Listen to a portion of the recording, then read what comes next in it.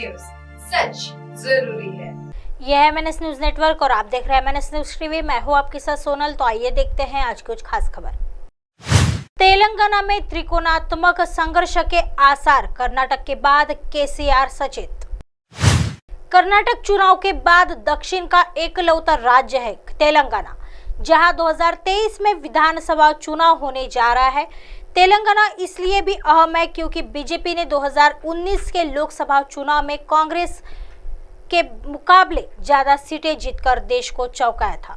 यहां तक कि केसीआर की बेटी को भी बीजेपी ने लोकसभा चुनाव में हराया था।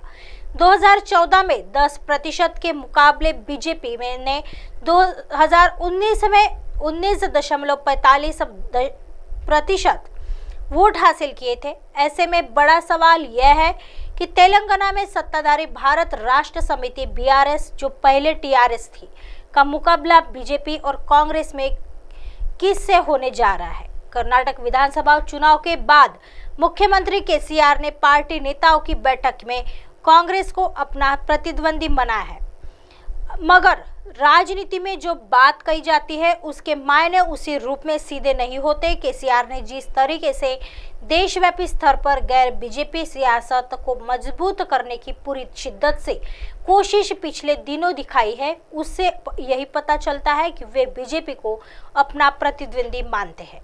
स्पष्ट है कि केसीआर कांग्रेस को प्रतिद्वंदी बोलते हैं और बीजेपी को मानते हैं। आइए बढ़ते हैं अगली खबर की तरफ। ब्रजभूषण शरण सिंह की गिरफ्तारी अब तक क्यों नहीं हुई। 12 साल में भारतीय कुश्ती महासंघ के अध्यक्ष और 6 बार से सांसद चुने जा रहे ब्रजभूषण शरण सिंह के खिलाफ 1 महीने पहले अब जब पुलिस FIR हुई तो चर्चा होने लगी कि उनकी गिरफ्तारी अब तय है। इसकी वजह यह है कि पुलिस शिकायत में महिला पहलवानों के यौन उत्पीड़न के साथ साथ एक नाबालिग पहलवान के खिलाफ यौन हिंसा का आरोप भी शामिल है। ब्रजभूषण सिंह सभी आरोपों को गलत बताते हैं।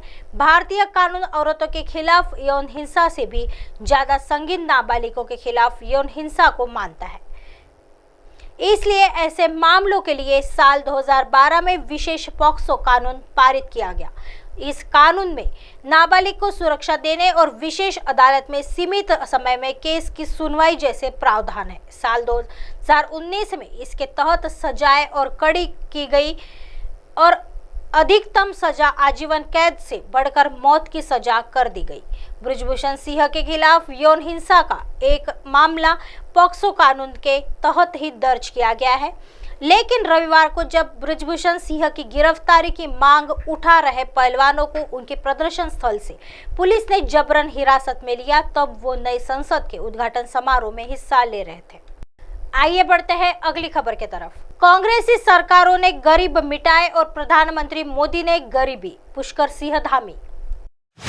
उत्तराखंड के CM पुष्कर सिंह धामी ने कहा कि PM नरेंद्र मोदी ने 9 साल के अपने कार्यकाल में देश से निर्धनता मिटाने का काम किया, जबकि उससे पहले की कांग्रेस सरकारों ने देश के निर्धनों से छलावा कर उन्हें मिटाने का काम किया। राजपुर रोड स्थित एक होटल में बीजेपी ने मीडिया से संवाद कार्यक्रम आयोजित किया। वहीं इसके चलते CM ने कांग्रेस का जमकर आड़े हाथ लिया। उन्होंने कहा कि कांग्रेस सरकार के समय में योजनाएं व्यक्तिगत हितों को ध्यान में रखकर बनाई जाती थी, किंतु मोदी सरकार का 9 वर्षों का कार्यकाल सेवा, सुशासन व गरीब कल्याण को समर्पित रहा है। उन्होंने कहा केंद्र सरकार ने जन कल्याणकारी योजनाओं के माध्यम से समाज के हर वर्ग के लोगों के लिए तमाम योजनाएं आरंभ की। CM धामी ने कहा कि PM नरेंद्र मोदी के नेतृत्व में भारत की वैश्विक पटल पर अलग पहचान बनी है। विशेष यात्राओं में जिस प्रकार उनका सम्मान होता है वह सिर्फ PM का नहीं बल्कि प्रत्येक भारतीय का सम्मान है। उन्होंने कहा कि प्रधानमंत्री मोदी के सहयोग से उत्तराखंड ही नहीं बल्कि देश प्रगति के पथ पर है। अब आप हमारे चैनल को आपके मोबाइल पर भी देख सकते हैं। मोबाइल ऐप पर देखने के लिए प्ले स्टोर से MNS news TV apps download करें।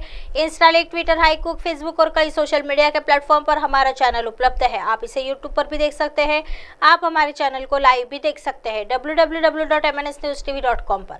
फिलहाल वक्त हो चला है दर्शकों ब्रेक का। ब्रेक से लौटने के बाद देखिएगा देश और दुनिया की तमाम खबरें। बने रहिए MNS न्यूज पर। नमस्कार।